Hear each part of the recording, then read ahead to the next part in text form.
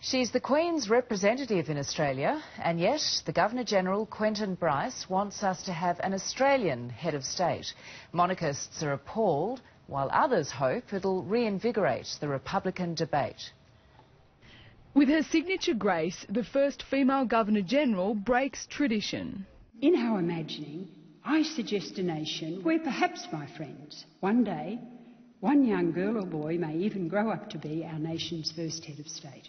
Never before has the Queen's representative down under called for an Australian republic while in office. And while Republicans are singing her praises, we're delighted that she's reached the conclusion in her own mind that the next step for Australia should be to have its own head of state. Monarchists aren't happy. She has demeaned the office. She is the Queen's representative, and her job is to be strictly and totally impartial. Claiming her comments are disrespectful to the Queen and that Quentin Bryce should keep her opinions to herself until she leaves the job in March. But Australia's most prominent monarchist disagrees.